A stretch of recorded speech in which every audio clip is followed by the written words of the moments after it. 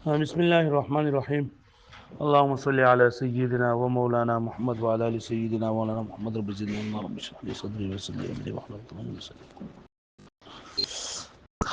نو د هر کتاب شروع کې او د هر علم شروع کې یو څو خبرو په جندل هغه ضروری دي. هغه ته مقدمه وای کنه نه مقدمه تحقیق کې رښتیا تاسو سره مکه شي چې مقدمه ده کوم مقدمه ده او مقدمه الجيش نه ماخوذ ده. دا خبره ترنه دانور الانوار په اصول الفقه کې لیکل شوی کتاب ده. د دې اصول فقه دوه قسمه تعریفونه کیږي. یو ته لیکيږي حد اضافي، یو ته لیکيږي حد لقبي. حد اضافي او حد لقبي. حد اضافي دي ته لیکيږي چې د مضاف او د مضاف الیه جدا جدا تعریفونه وکړل شي. حد اضافي دي ته وایي چې د مضاف او مضاف الیه جدا جدا تعریفونه وکړل شي. لکه اصول الفقه د دې کې دوه ټکي دي، اصول او فقه. نو اصول مضاف ته او الفقه مضاف الیه ده. نو چې د مضاف او مضاف الیه جدا جدا تعریفونه وکړل شي دې ته څه ویل کېږي؟ حد اضافي. څه ورته وایي؟ او چې د دې اصول الفقه په جمع باندې یو تعریف وکړل شي نو دې ته ویل کېږي حد لقبي. څه ورته وایي؟ حد لقبي. نو موږ دوه تعریفونه کوو، یو به د اصول جدا کوو، د فقه به جدا کوو، او دویم دا به موږ د اصول الفقه تعریف کوو. نو چې د اصول جدا تعریف کوو او د فقه جدا تعریف کوو دې ته څه ویل کېږي؟ اواز نه راځي کنه نه حد اضافي. او چې د اصول الفقه په جمع باندې تعریف کوو نو بیا به څه تعریف کوو؟ حد لقبي. او حد خو تاسو ویلي دي چې حد څه ته ویل کېږي؟ تعریف ته. حد څه ته ویل کېږي؟ تعریف ته ویل کېږي.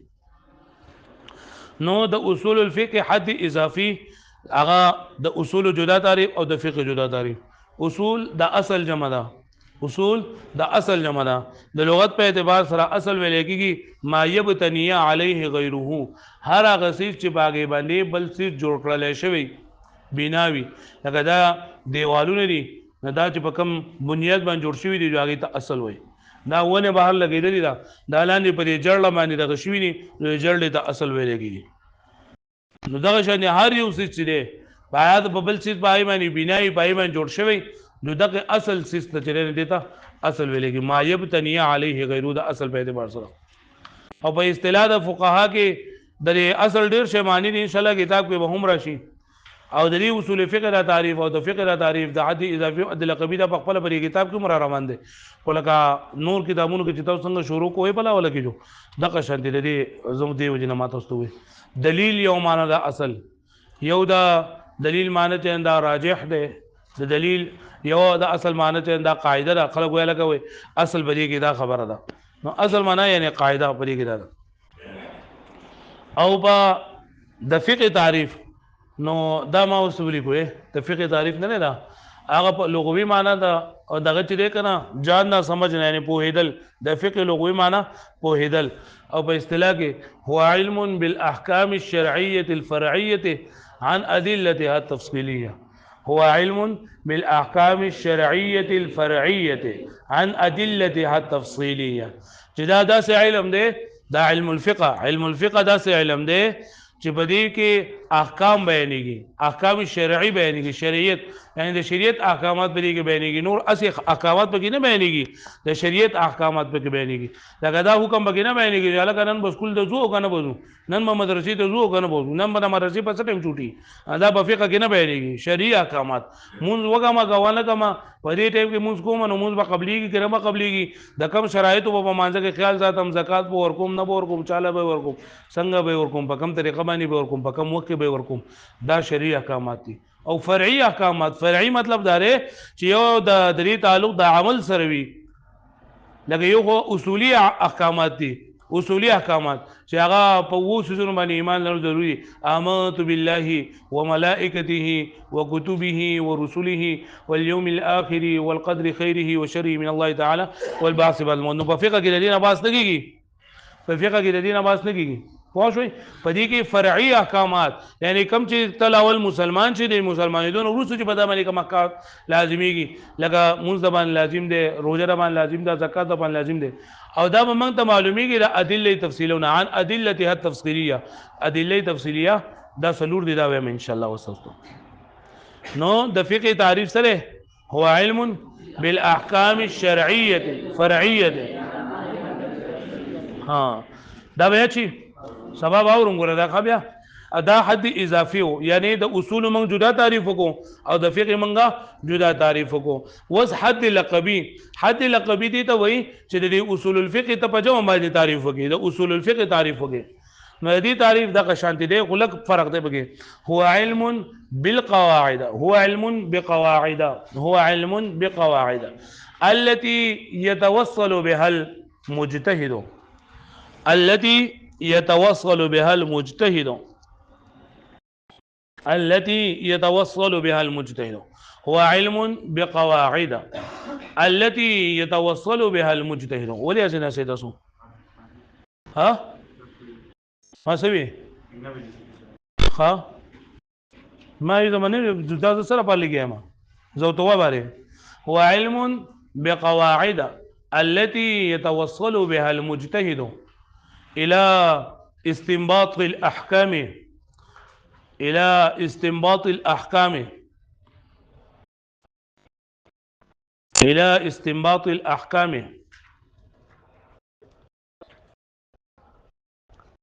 عن الأدلة الشرعية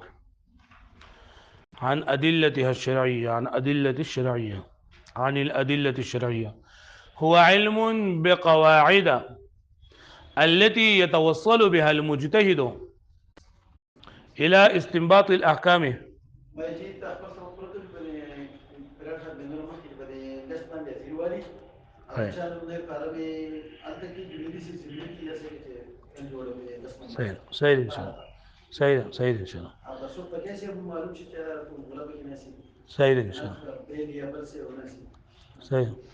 هو علم بقواعد التي يتوصل بها المجتهد إلى استنباط الأحكام عن أدلتها الشرعية. وګورئ وسه هو علم بقواعد بدی اصول فقه کې دا یو داسې علم دی چې بدی کې قواعد بیانېږي. څنګه قواعد؟ التي يتوصل بها المجتهد داسې احکامات چې رسیږي د هغې په ذریعه سره مجتهد چې د هغې په ذریعه سره رسیږي مجتهد ستا الى استنباط الاحکام د احکامو مستنبط کولو ته احکامو راوستلو ته عن الادله الشرعيه دا ادله شرعیونه. هلکه پوه شوئ ها. هو علم بقواعد التي يتوصل بها المجتهد الى استنباط الاحكام. فیاد باندې یادول غواړي ما ته وګورئ لګوټې ما ته وګورئ وایم هو علم موایې کنه. هو علم بقواعد التي يتوصل بها المجتهد الى استنباط الاحكام عن الادله الشرعيه. هو علم بقواعد التي يتوصل بها المجتهد الى استنباط الاحكام عن الادله الشرعيه. واذا صبي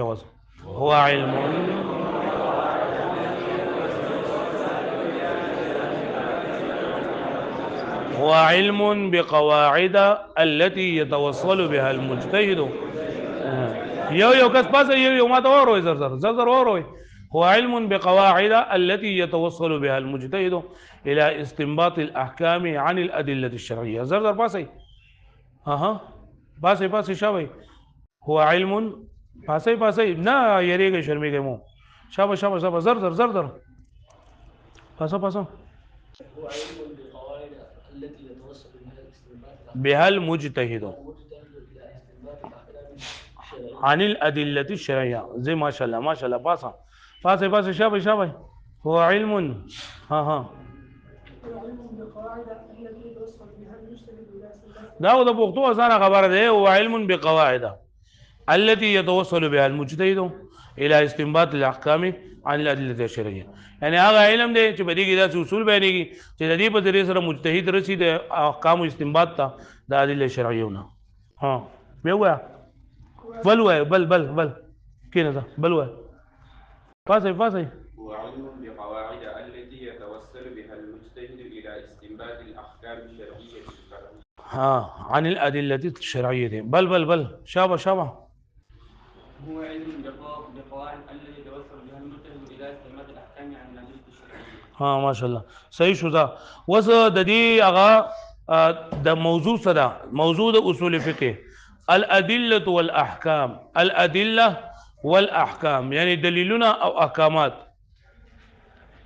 تاسو به ان شاء الله په کتاب کې بیا په دې باندې اعتراض جواب وکړئ چې علم یو دی اصول فقه یو ده نو موضوع هم یو پکار ده او ته چې الادله والاحکام ادله هم دغه دي او احکام هم موضوع ده نو الته ودا ان شاء الله وای چې الادله من حيث انها مثبت والاحکام من حيث انها مثبت چې ادله په دې اعتبار سره چې دا ثابتون کې د حکم ده او حکم احکامات په دې اعتبار سره موضوع ده په دې اعتبار سره چې دا ثابت کړل شوی دي ثابت کړل شوی احکامات منځ فرض ده روزه فرض ده نو په دې اصول فقه کې وتا د قواعد به بیانې چې د هغه په ذریعه سره با تر دې قاعده په ذریعه سره نور د ادله تفصیلیونه به نور احکامات اندار او باسل بشي خو شوي نو موجود دی علم سره الادله والاحکام بیا به اعتراض سره چې علم یو دی او موضوعګانی دوی نو بای کی جواب سره الادله من حيث انها مثبت والاحکام من حيث انها مثبت چې ادله یا دلیلونه په دې اعتبار سره چې دا ثابتون کې د حکم دي او احکامات په دې اعتبار سره چې دا ثابت کړی شوی دي د حکم نه ثابت کړی شوی د حکم نه هغه پوه شو معنی ها غرض د دې سره غرض معرفه الاحکام الشرعيه معرفه الاحکام العمليه یا فرعيه ارسطوي عن الادله الشرعيه والتمكن من استنباطها منها معرفة الأحكام العملية معرفة أحكام العملية عن الأدلة الشرعية والتمكن من استنباطها منها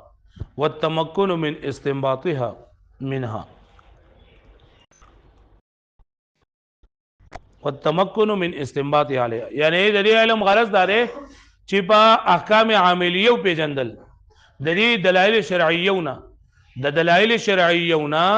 د دلایل شرعیونه احکامات عملی احکامات پیژندل او داغینا د استنباط یعنی د ادله شرعیونه د استنباط طریقه استنباط ویلېږي مسلې راوستل نو دغه ادله شرعیونه د استنباط هغه طریقه معلومول پوه شو به معنی دا اصول فقه موږ ولي وایو د دې په ذریعہ سره د دې غرض سره نو د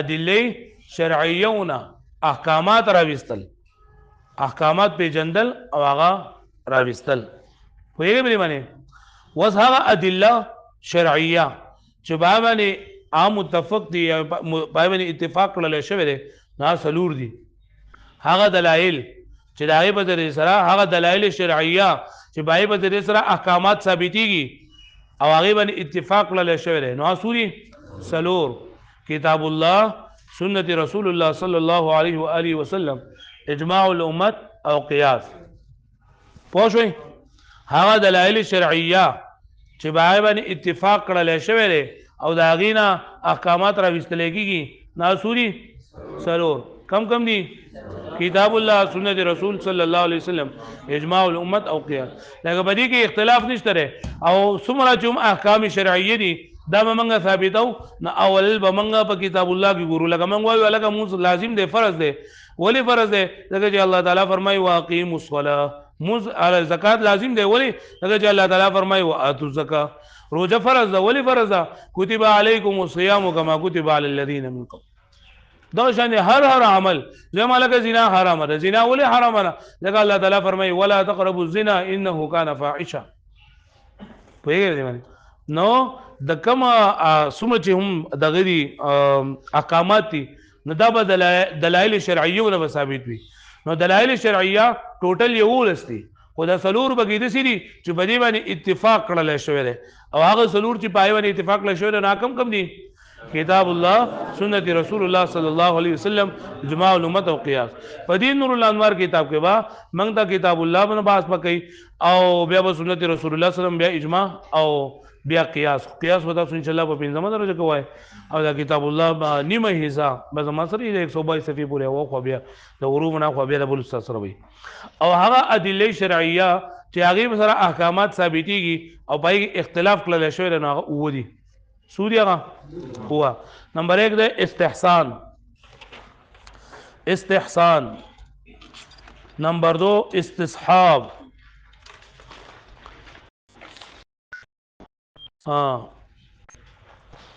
سره استصحاب او استحسان سلورم درم عرف سری عرف او سلورم نمبر المصالح المرسله مصالح المرسله پنځم سد الذرائع